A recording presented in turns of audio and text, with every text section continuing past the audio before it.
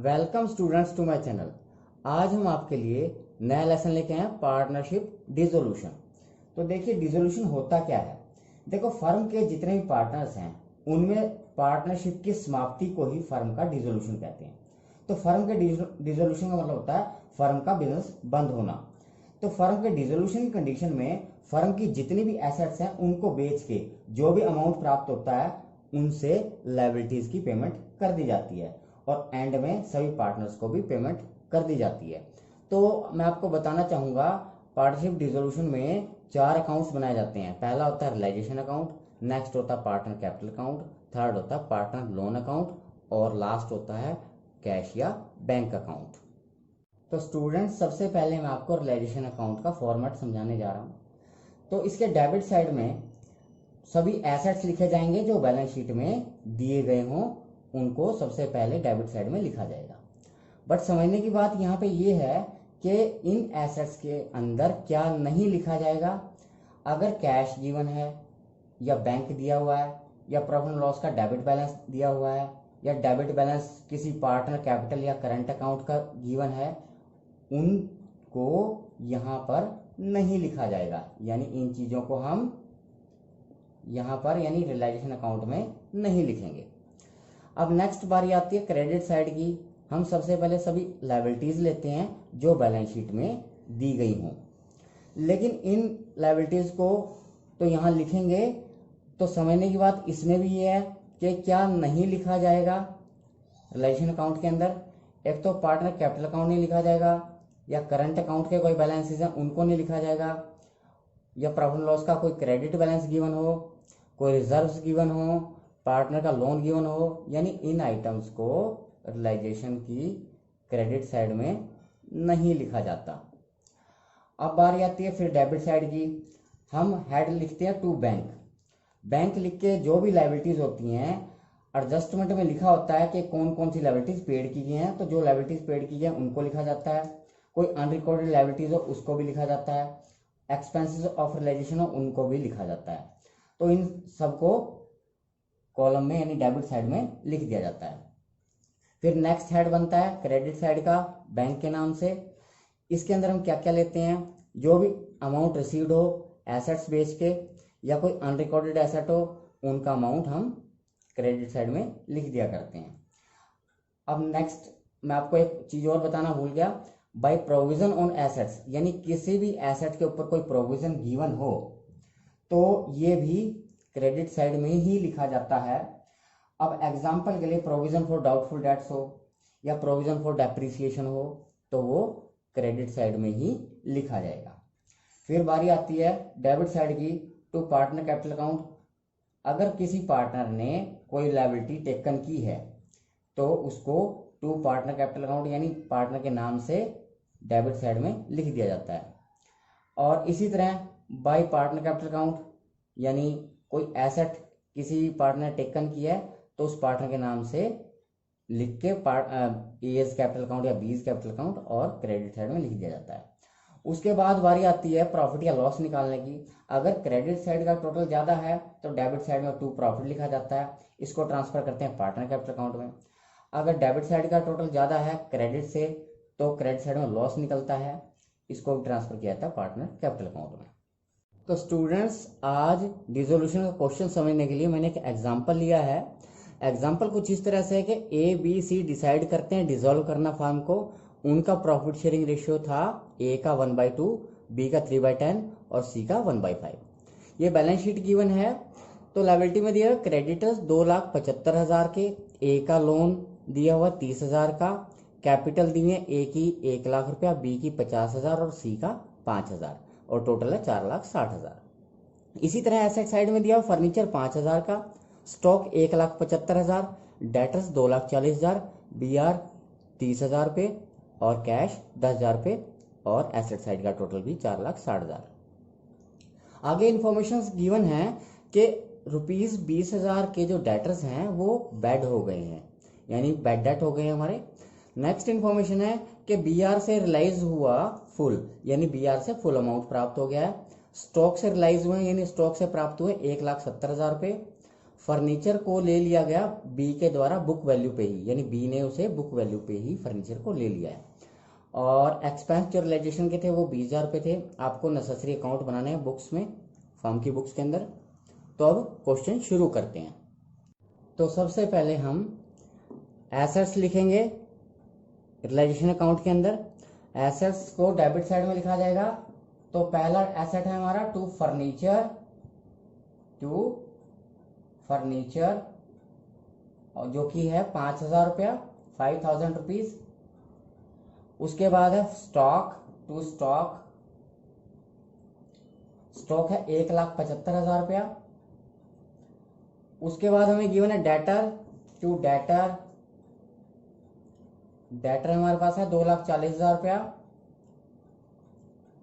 उसके बाद आती है बारी बी आर की, टू बिल रिसीवेबल 30,000 रुपया। और हम देखते हैं कि हमने ये सारे एसेट्स लिख लिए हैं, बस कैश जो है कैश को नहीं लिखा जाएगा। मैंने आपको बताया था रियलाइजेशन अकाउंट में कैश या बैंक को हम डेबिट साइड में नहीं लिखते, इसका हम अलग से अकाउंट बनाएंगे।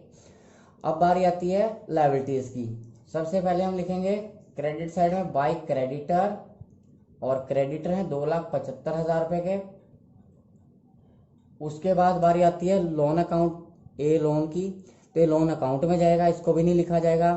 फिर आती है कैपिटल्स, ये कैपिटल अकाउंट में जाएंगी, इनको भी नहीं लिखा जाएगा। अब बारी आती है एडजस्टमेंट पढ़ने की। ₹20,000 ऑफ डेटर्स प्रूव्ड बैड, यानी 20,000 के जो डेटर्स थे वो बैड डेट हो चुके हैं हमारे। तो सबसे पहले यहाँ हम हेड लिखेंगे बाय बैंक, और एसेट रियलाइज हमारा जितना हुआ है वो सारा अमाउंट इसी हेड के अंदर आएगा। तो पहला जो हमारा एसेट रियलाइज हुआ डेटर हुए हमारे, और डेटर जो हैं यहाँ 2,40,000 यानी 2,40,000 के थे, और 20,000 के हमारे बैड हो चुके हैं। तो यानी हमारे पास बचता है 2,20,000 रुपया। अब नेक्स्ट बी आर से फुल रियलाइज हुआ है, और हमारा जो बी आर है वो 30,000 रुपये का है। तो बी आर से 30,000 रियलाइज हुए हैं, यानी 30,000 रुपया रियलाइज हुआ है बी आर से। नेक्स्ट आइटम हमारे पास है, हम देख रहे हैं कि स्टॉक जो है रियलाइज हुआ 1,70,000। स्टॉक से हमारे पास आ रहे हैं 1,70,000 रुपया, और 2,20,000 और 30,000 और 1,70,000, इनका टोटल कीजिए और इसको बाहर लिख दिया करते हैं हम। 4,20,000 इसका टोटल बनता है। फिर हम पढ़ रहे हैं कि furniture was taken over by B at book value, B ने फर्नीचर टेकन कर लिया बुक वैल्यू पे। तो इसको हम लिखेंगे by B's capital account, B's capital account, ये अलग हेड होता है, अलग हेड में लिखा जाता है। ब्रैकेट में लिख सकते हैं फर्नीचर टेकन, फर्नीचर टेकन। तो ये हमारा है फर्नीचर है हमारा 5,000 रुपये का। और अब बारी आती है, अगर हम लायबिलिटीज इधर लिखते हैं तो लायबिलिटीज को पेड इधर किया जाता है, टू बैंक हेड बना के, टू बैंक लिख के, और लायबिलिटी पेड की जाती हैं। और हमारी क्या क्या लायबिलिटीज हैं, एक तो रियलाइजेशन एक्सपेंस है 20,000 रुपये के हमारे, तो रियलाइजेशन एक्सपेंस है हमारे 20,000 यानी 20,000 रुपया। और उसके अलावा हम देखते हैं कि क्रेडिटर्स गिवन है जिनकी पेमेंट नहीं हुई है, ये थर्ड पार्टी हैं, तो क्रेडिटर्स को पेड किया जाएगा 2,75,000। थर्ड पार्टी होती है बाहरी पक्षकार, तो ये बनता है 2,95,000। अगर हम डेबिट साइड का टोटल करते हैं तो हमारा टोटल बनता है 7,45,000। और अगर क्रेडिट का टोटल करते हैं तो ये बनता है 7 लाख रुपया। तो 7,45,000 में से अगर 7 लाख हम लेस करते हैं तो हमारा लॉस आता है बाय लॉस 45,000, और ये डिस्ट्रीब्यूट हो जाएगा ए बी और सी में, यानी A capital account, B capital account और सी कैपिटल अकाउंट में, जो कि 1/2, 3/10 और 1/5 में डिस्ट्रीब्यूट होके ये हमारा आ जाता है 22,500 रुपया ए का, और बी का आ जाएगा 13,500, और इसी तरह से मिस्टर सी का जो है वो 9,000 रुपया आ जाएगा। और यहाँ हम लिख देंगे transfer to partner capital account. तो इस तरह से आपका ये रियलाइजेशन अकाउंट कंप्लीट हो गया है। तो स्टूडेंट्स अब बारी आती है पार्टनर कैपिटल अकाउंट बनाने की। तो सबसे पहले हम क्या लेंगे, कैपिटल्स लेंगे। ए की, बी की, सी की जो बैलेंस शीट में गिवन है उसको हम लिखा करते हैं by balance BD, by balance BD. Brought down 1,00,000 rupees, B की 50,000 रुपया और सी की 5,000 रुपया। इसके बाद हम देखते हैं कि यहाँ रियलाइजेशन में लिखा हो बी कैपिटल अकाउंट। तो मैं आपको बताना चाहूंगा, आपको डेबिट साइड में जो है एसेट टेकन होता है और क्रेडिट साइड में लायबिलिटी टेकन होता है। या आप इसको क्रॉस भी कर सकते हैं अगर आपको समझ नहीं आता। तो अगर इधर कैपिटल अकाउंट लिखा है तो नेक्स्ट अकाउंट में इधर आएगा और इधर लिखा है तो क्रेडिट साइड में आएगा। तो यहाँ लिखना है आपको टू रियलाइजेशन और ब्रैकेट में लिख सकते हैं फर्नीचर टेकन, और बी के अकाउंट में आ जाएगा 5,000 रुपीज।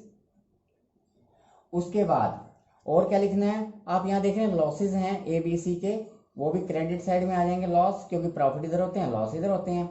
टू रियलाइजेशन लॉस, और लॉस है 22,500 रुपया और 13,500 बी का है, और इसी तरह सी का है 9,000 रुपया। अब आप इसमें आपको क्या करना है, आपको बैलेंस निकालना है। अब बैलेंस निकालना है तो 1,00,000 में से 22,500 अगर लेस करते हैं तो यहाँ पे आएगा, इसको बैलेंस सीडी नहीं लिखते, इसको लिखते हैं टू बैंक अकाउंट लिखेंगे हम, क्योंकि रियलाइजेशन अकाउंट में जब भी पार्टनर कैपिटल अकाउंट बनाते हैं उसके बैलेंसेस को टू बैंक लिखा जाता है, क्योंकि पार्टनर्स की पेमेंट की जाती है, फाइनल पेमेंट की जाती है। 70,500 आ जाएगा। इसी तरह 50,000 में से अगर इसको लेस करते हैं तो 31,500। और अब यहां देखते हैं कि सी का डेबिट साइड का टोटल ज्यादा, तो ये क्रेडिट साइड में निकलेगा by bank account,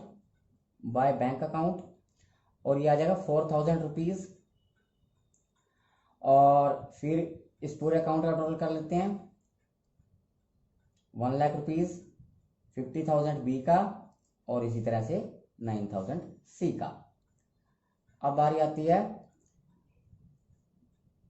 credit side की, तो इधर भी 1,00,000 लिखा जाएगा और 50,000 और 9,000। तो इस तरह से पार्टनर कैपिटल अकाउंट भी आपका कंप्लीट हो गया है। अब बारी आती है लोन अकाउंट की। यहाँ में गिवन है ए का लोन 30,000 रुपये। तो हम ए का लोन अकाउंट प्रिपेयर कर रहे हैं, तो हम सबसे पहले क्रेडिट साइड में लिखा करते हैं बाय बैलेंस बीडी, यानी क्रेडिट साइड से शुरू हुआ अकाउंट। तो ये 30,000 रुपये है, यहाँ 30,000 लिखा जाएगा। और डेबिट साइड में इसको लिख के टू बैंक लिख के इसको क्लोज कर दिया जाता है, टू बैंक अकाउंट, यानी लोन की पेमेंट हो रही है। और यहाँ टोटल में भी आप 30,000 लिखेंगे और इस तरह से अकाउंट प्रिपेयर हो जाएगा। आप इसे क्लोज कर दें लाइन लगा के।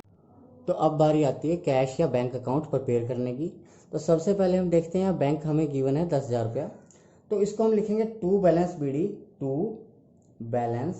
बीडी, डेबिट साइड से शुरू होता है अकाउंट, 10,000 रुपीज़ लिखेंगे। उसके बाद मैं आपको एक शॉर्टकट मेथड बताना चाहूँगा, बहुत इजी मेथड है। आप सबसे पहले ये देखिए कि पहले अकाउंट में बैंक कहाँ लिखा गया है। आप देख रहे हैं एक तो बैंक क्रेडिट साइड में लिखा गया है और एक बैंक आपका डेबिट साइड में लिखा गया है। आपको करना क्या है, इधर वाले बैंक को डेबिट साइड में लिखेंगे और डेबिट वाले को क्रेडिट में लेके जाएंगे। तो देख रहे हैं यहाँ बैंक गिवन है क्रेडिट में, तो इसे लिखिए टू रियलाइजेशन अकाउंट। कहाँ से आया है, रियलाइजेशन अकाउंट से आया। ब्रैकेट में आप लिख सकते हैं एसेट रियलाइज 4,20,000 रुपया, 4,20,000। और इसी तरह जो डेबिट में गिवन है उसे क्रेडिट में लिख दीजिए, यानी क्रॉसिंग कर दीजिए। आप इधर ले आएंगे, इसको आप इधर ले आए हैं, आप देख ही रहे हैं। तो यहाँ लिखेंगे आप by realisation account, liability paid, ये है 2,95,000 की, 2,95,000, 95,000। तो आपने इधर क्या लिखना है, बाय रियलाइजेशन अकाउंट और लायबिलिटी पेड। नेक्स्ट आप देखते हैं इस अकाउंट में बैंक कहाँ है। आप ये देख रहे हैं कि 2 बैंक हैं इधर। तो आपने करना क्या, वही काम करना है आपको। आपको इधर ले आना है क्रेडिट में, और किस नाम से, by A's capital account, by B's capital account. A capital है 77,500, आप देख रहे हैं यहाँ 77,500 है बैलेंस इसका, और ये 31,500 है क्योंकि यहाँ बैंक लिखा गया है, और एक बैंक इधर लिखा गया है 4,000। आपको इसे क्रेडिट साइड में डेबिट साइड में लेके आना, क्रेडिट वाले को। टू सीज कैपिटल अकाउंट, इसे लिखेंगे आप 4,000 रुपया। और आप यहाँ देख रहे हैं कि लोन अकाउंट में 30,000 लिखा है बैंक, तो आप बैंक को इधर ले आएंगे, बाय ए लोन अकाउंट, ए लोन 30,000 रुपया, और लास्ट टर्म है इसके टोटल करने की। तो इसका टोटल बनता है 4,34,000। आप देख रहे हैं 4, 20 और 10, 30 और 4,34,000 हो गया। इसी तरह से आप इधर का टोटल करते हैं तो इधर का टोटल भी आपका आ जाता है 4,34,000 रुपया। तो स्टूडेंट्स ये सबसे इजी मेथड है। आपको करना क्या है, हर अकाउंट का बैंक चेक करना है और क्रॉसिंग कर देना उसको, यानी जो क्रेडिट में लिखा है उसको डेबिट में लिखेंगे और जो डेबिट में लिखा है उसको क्रेडिट में लिखेंगे। हर अकाउंट में आपको यही प्रोसेस अपनानी है। अगर आपका कैश या बैंक अकाउंट का टोटल सेम आ जाए तो ये बैलेंस शीट का काम करता है, यानी आपका क्वेश्चन ठीक है, अदरवाइज आपका क्वेश्चन गलत है। तो स्टूडेंट्स आज इतना ही। तो अगर आज का वीडियो आपको अच्छा लगा तो इसे लाइक करें, शेयर करें, सब्सक्राइब करें और बेल आइकन का बटन जरूर दबाएं ताकि आपको मेरी हर आगे आने वाली वीडियो की नोटिफिकेशन लगातार मिलती रहे। Thank you for watching.